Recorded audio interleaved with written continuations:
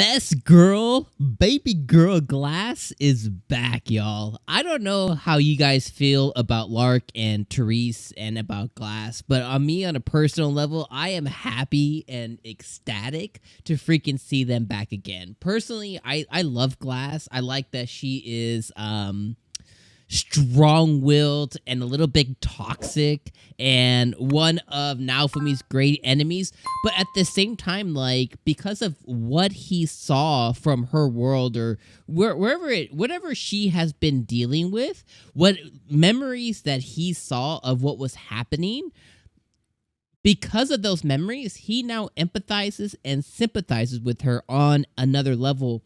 So even though that Glass is technically an enemy of the shield hero and they have tried to kill him, etc., because of that empathy that he has, and because he has realized kind of like what she has fought for and what she's fighting for, and kind of like who she is as a person, which is caring and endearing and willing to go the extra mile for what she believes is right.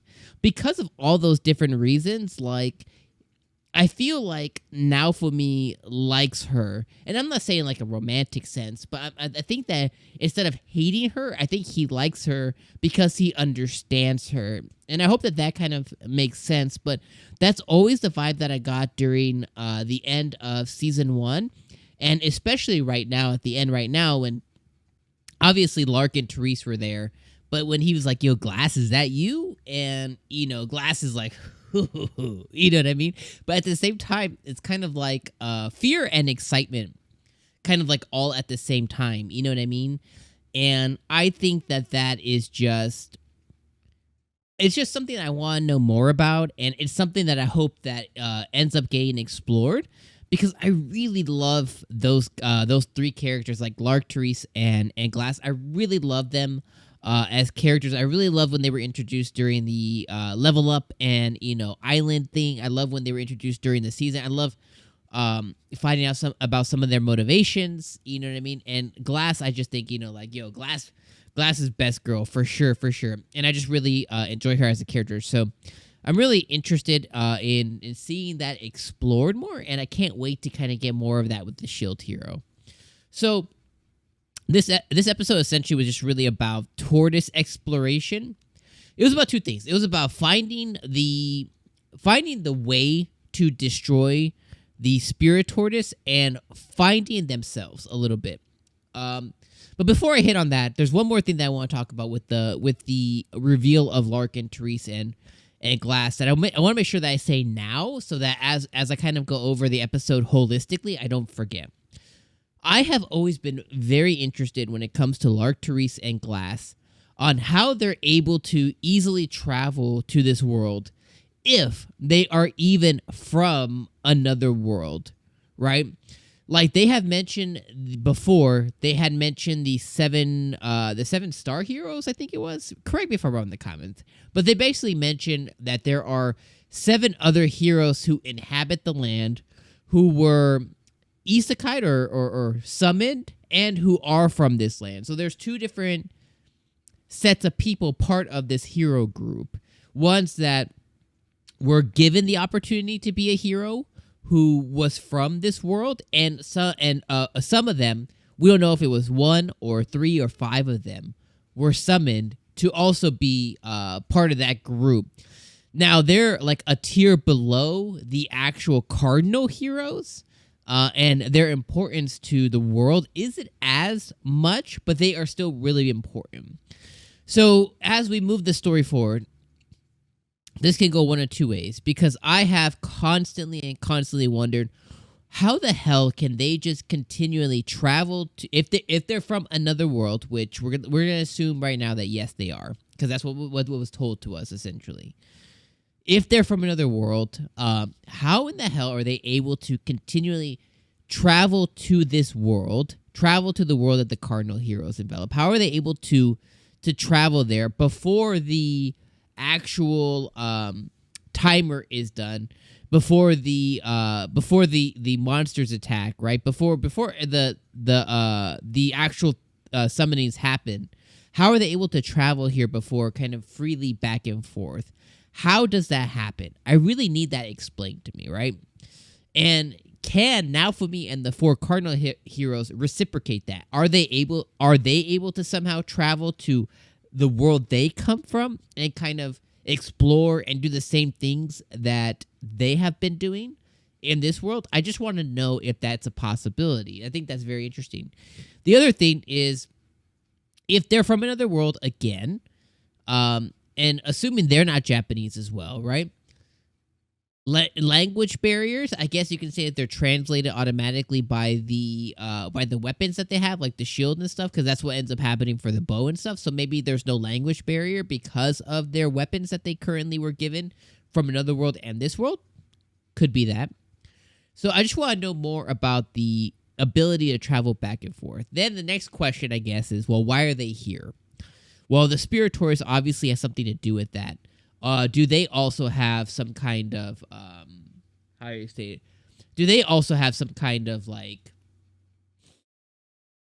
not spiritual, but do they also have some kind of history with the spirit tortoise, right? Like, do they also have some kind of like omen about the spirit tortoise as well? And that's why they're here.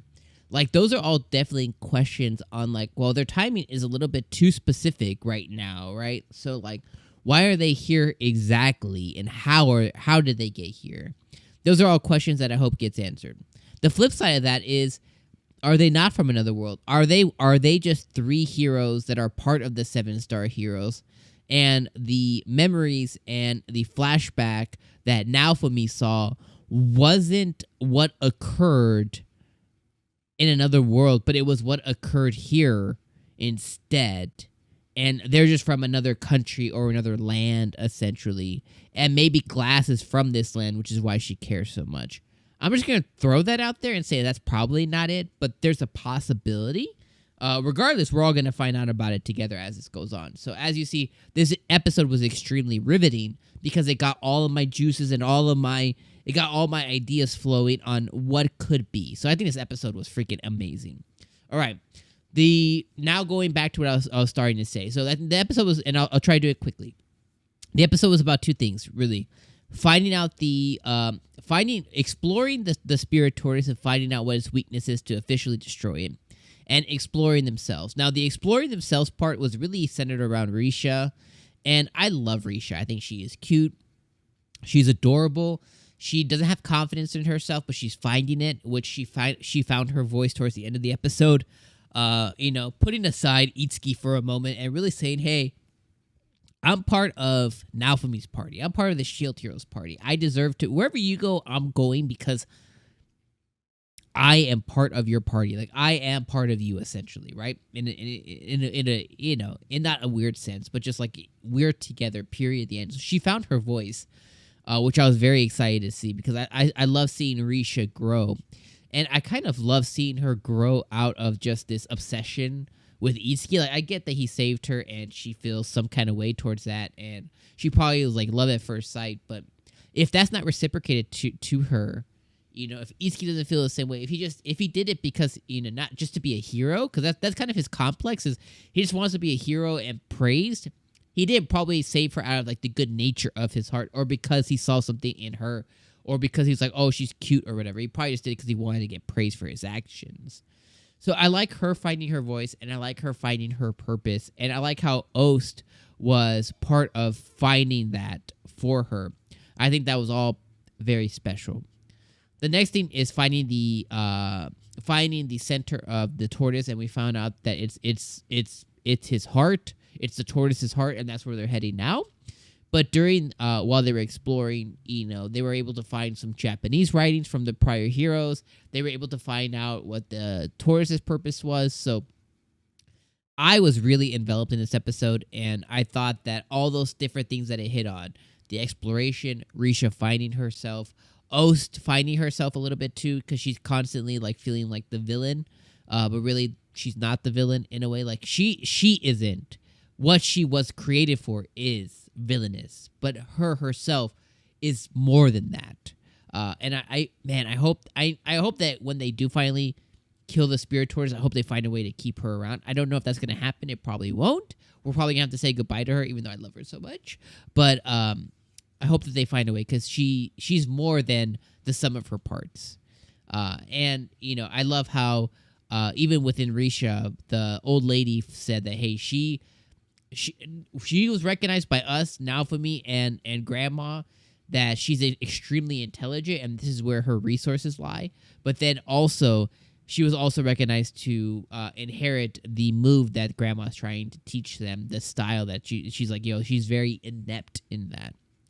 All right, I've gone over my time, guys. This episode was absolutely fantastic. Don't listen to anyone's hate on the Shield hero this season. Everyone's hating on this season for some reason. Even people who I know for a fact have never read the light novels or anything are complaining, and I've gotten complaints on Twitter and in comments about this season, and I just don't see it. I'm absolutely enjoying it, and I think it's freaking fantastic, and I'm just happy that Shield Hero's back, because I'm eating every second of it up. So if you're having a good time too, put that down in the comments below. Let's put some positivity down there. But regardless, I'll see you guys next week for Shield Hero episode 5. Peace out, guys.